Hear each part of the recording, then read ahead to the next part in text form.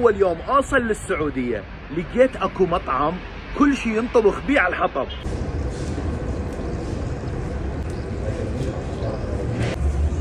هنا مو بس اللحم يسووه على الشوايه، لا الدجاج هم ينطبخ على الحطب.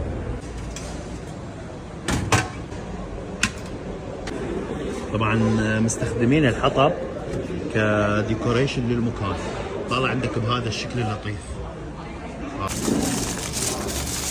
هسه مثل ما تشوفون اوه ماي جاد، ما شاء الله بسم الله ما شاء الله ما شاء الله.